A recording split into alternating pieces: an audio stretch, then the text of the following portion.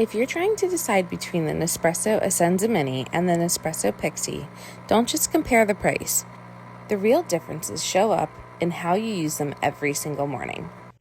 To make this easy, I'm going to show you every one of these cups in both machines so you can see exactly what fits and what doesn't.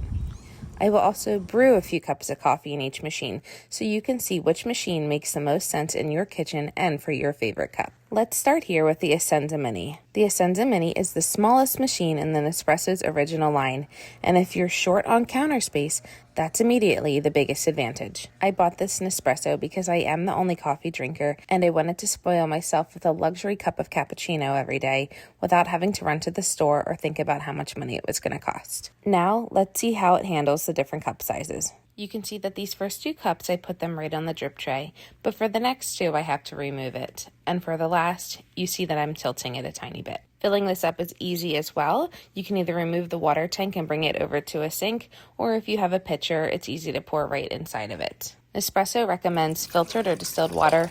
We use the filtered water right out of our fridge. The tank on this can hold about 20 ounces of water. That is a perfect morning cup of coffee for me, and more than enough for my second afternoon cup. Now here's the reason I still recommend both of these machines. They both use the Nespresso small original capsules.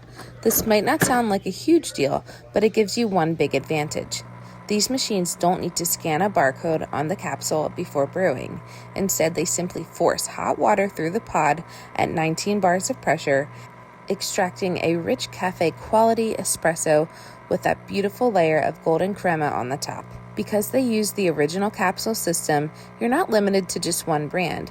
You can certainly buy genuine Nespresso capsules, but you can also experiment and choose from dozens of compatible third-party options from other companies. That means more variety, more flavors, and often lower prices. Personally, that's one of the biggest reasons I choose the original machines, and years from now, I know that I'm still having plenty of coffee options without feeling locked into one type of ecosystem. One thing you'll notice is that these machines are often sold without a milk frother, so if you prefer lattes or cappuccinos, I would highly recommend adding this Aeroccino 3. With one touch, it makes hot milk, hot foam, or cold foam for ice drinks. It heats the milk in just a couple of minutes, automatically shuts off when it's done, and the non-stick interior makes cleanup incredibly easy. Another detail that I really appreciate is that in the Aeroccino design, it's made from one single stainless steel cup with a non-stick coating, so there aren't any seams inside of the frother chamber where milk and water can collect. It is designed to be easy to rinse and wipe clean. Having the ability to transform a simple espresso into a cafe-style cappuccino or latte in my home is another reason why the original line feels so refined. And so with that in mind, let's take a closer look at this Pixie and see how those differences can carry over into everyday use. Similar to our Essenza model, I was able to put the first two cups right on the drip tray. In this model, this is where you're going to notice the first difference. Instead of removing the drip tray, you just simply put the cup underneath and it lifts up. You can see the cup of coffee that I used without any modifications or tilting still has coffee in it. And the second difference you'll notice is that it can hold a larger cup of coffee without you having to tilt it. One of the fun parts of owning one of these machines is discovering new favorites. Right now, I've been working my way through this variety pack from Real Coffee. It includes everything from lighter roasts to rich Italian roasts, and it's been a great way to find out the flavors that I enjoy the most. We keep our capsules organized in this Mind Reader storage drawer, which holds about 50 original pods.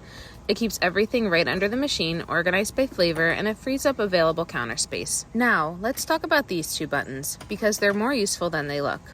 Right out of the box, your machine's smaller button is programmed for a traditional espresso shot, while the larger button is automatically programmed for a lungo shot. But here's something many people don't realize.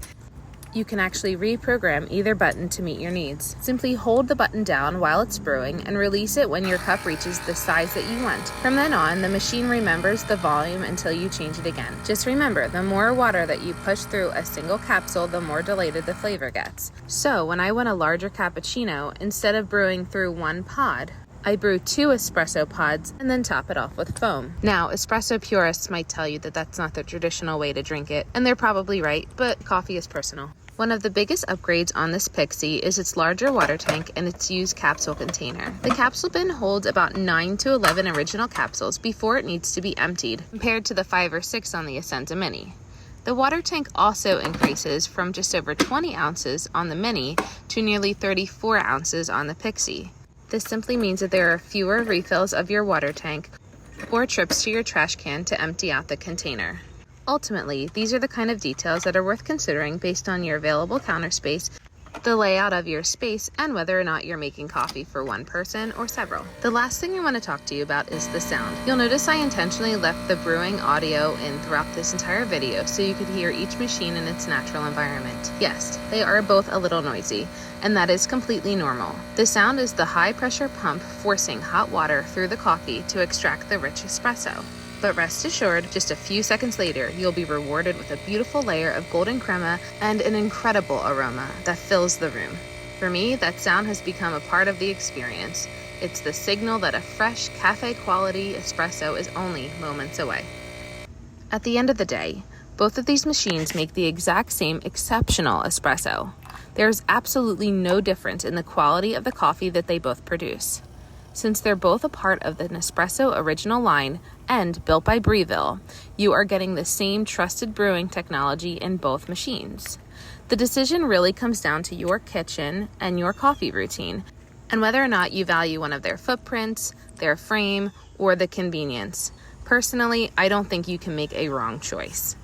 Now, if you'll excuse me, I'm going to sit down and enjoy one of these cups of coffee. And I have to admit, this might have been my favorite review yet. Any excuse to have an extra little cup of espresso is a good day in my book.